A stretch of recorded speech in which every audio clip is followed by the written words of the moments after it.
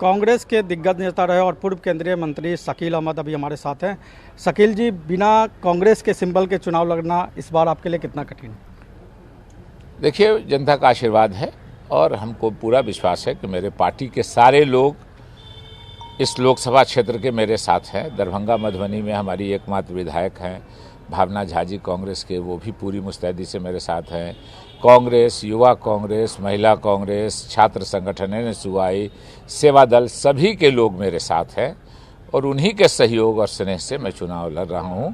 मैं कांग्रेसी था, मैं कांग्रेसी हूं, मैं कांग्रेसी रहूंगा और अभी जो चुनाव लड़ रहा हूं ये भी कांग्रेस के ही पक्ष में लड़ रहा हूं, क्योंकि हमारा गठबंधन हुआ था कि हम भारतीय जनता पार्टी को रोकेंगे, इसलिए कि उनकी जो भाई भाई को लड़ाने की पॉलिसी है उससे देश का नुकसान होता है। उसी पॉलिसी से, अंग्रेजों द्वारा किए गए पॉलिसी से देश का बंटवारा हुआ था। अगर गठबंधन का हमारा उम्मीदवार कुछ मजबूत रहता, लोकसभा क्षेत्र के अंदर के होते या बाहर के भी होते तो प्रतिष्ठित होते, नाम जानता लोग उनको, एक सामाजिक कार्यकर्ता होते, तो अगर हम अपने गठबंधन के जो अभी उम्मीदवार हैं इनको छोड़ देंगे बीजेपी से लड़ने के लिए, तो बीजेपी को इस क्षेत्र के उम्मीदवार को प्रचार करने की भी जरूरत नहीं पड़ेगी, बिना प्रचार के वो जीत जाएंगे। इसीलिए भाजपा की जीत को रोकने के लिए मुझको मैदान में आना पड़ा।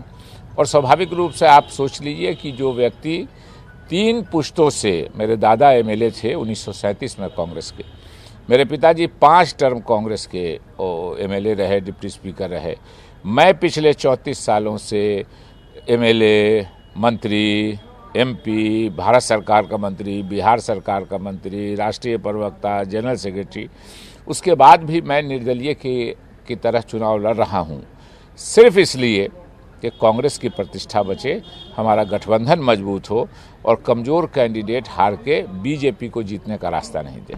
ऐसा माना जा रहा है कि आप ऐसा करके बीजेपी की राह आसान कर रहे हैं और महागठबंधन के लिए मुश्किल खड़ा कर सकते हैं। वो तो आपको पता चलेगा 23 मई को कि किसकी राह आसान हुई और किसकी राह कठिन हुई। सबसे ज़्यादा अगर हमारे नॉमिनेशन की भीड़ देख के सबसे ज़्यादा इस लोकसभा क्षेत्र में कोई उम्मीदवार दुखी है तो वो भारतीय जनता पार्टी का उम्मीदवार दुखी है, क्योंकि हमारे गठबंधन के उम्मीदवार की घोषणा होने के बाद तो वो सोच रहे थे कि हम घर बैठे ही जीत जाएंगे चुनाव। फातमी साहब ने कहा था कि अगर शकील साहब चुनाव लड़ेंगे तो हम अपने आप को विड्रॉ कर लेंगे, लेकिन फातमी साहब भी बीएसपी के सिंबल पे चुनाव लड़ रहे हैं, तो उससे क्या परेशानी होने वाली है आपको? देखिए, आज नामांकन विड्रॉल का अंतिम दिन है। फातमी साहब और हम दोनों मंत्रिमंडल में साथ रहे हैं। फातमी साहब ने दरभंगा के लोगों की सेवा की है, मैं मधुबनी के लोगों के साथ रहा। यहाँ कुछ गड़बड़ी हुई तो उसको सुधारने की जिम्मेदारी मेरी है, मैं यहाँ खड़ा हो रहा हूँ।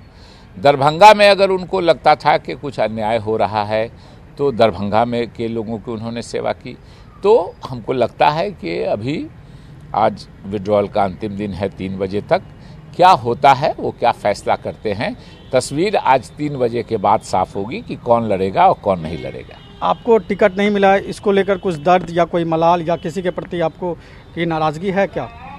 देखिए, मैं दुख ज़रूर है कि आप सोचिए कि कांग्रेस के किसी व्यक्ति ने टिकट की इच्छा नहीं की। मैंने 14 में अपने से, जब गठबंधन फंस गया था, तो मैंने ही बयान दिया कि आप किसी को टिकट दीजिए, मेरे लिए गठबंधन नहीं तोड़िए।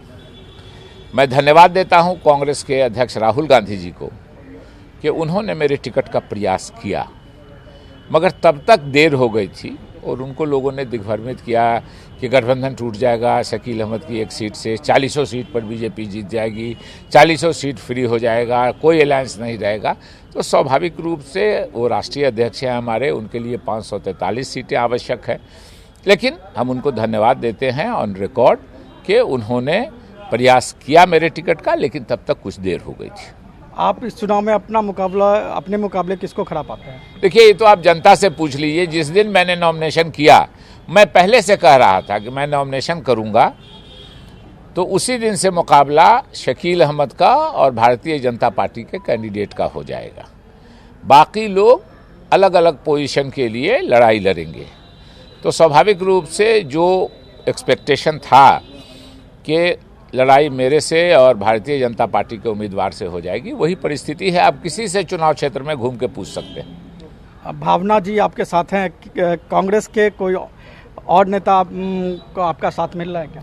ये सारे कांग्रेस के ही लोग ही अगल बगल खड़े हुए हैं। मैं भावना जी को विशेष रूप से धन्यवाद देता हूं, लेकिन मेरे जितने प्रस्तावक हैं, निर्दलीय अब लड़ रहा हूं, उससे कांग्रेस के सिंबल पर भी लड़ा था मैं। तो शब्बीर साहब जो हमारे 2 उम्मीदवार थे यहाँ, भावना जी जीत गई, दुर्भाग्य से शब्बीर साहब जीत नहीं पाए। दोनों मेरे साथ घूम रहे हैं और ये जितने लोग यहाँ देख रहे हैं आप, ये सभी कांग्रेसी हैं। भावना जी, एक सवाल आपसे भी कि आपको नहीं लग रहा कि आप शकील साहब के साथ कांग्रेस से बागी हो गई हैं? कोई नहीं, जब शकील साहब ही बागी नहीं है तो हम लोग कैसे कांग्रेसी? सब कांग्रेसी हैं, कोई बागी नहीं है। सब कांग्रेस को यहाँ फिर से जिंदा करने के प्रयास में हैं। हम लोग अगर यहाँ पर नहीं लड़ते तो भारतीय जनता पार्टी अच्छे शकील साहब का हम लोग सब मधुबनी लोकसभा क्षेत्र के जो भी कांग्रेसी हैं धन्यवाद देते हैं कि ये हम लोग के लिए आगे आए और यहाँ कांग्रेस को बचाने के लिए यहाँ इन्होंने अपना नामांकन किया। अब हम लोगों की, सभी कांग्रेसी की जिम्मेदारी बनती है कि इस सीट को हम लोग ज़्यादा से ज़्यादा मार्जिन से जीते और राहुल गांधी को प्रधानमंत्री बनाने में उनका साथ दें। शकील साहब यहाँ कांग्रेस के जो दिग्गज नेता रहे हैं वो निर्दलीय चुनाव रहे हैं और शकील अहमद जी का ये दावा है कि ये कांग्रेस का ही संदेश लेके चुनाव मैदान में कूदे हैं और उम्मीद है कि उनको फतह होगी। कैमरामैन संतोष के साथ मनीष आनंद, कशिश न्यूज़, मधुबनी।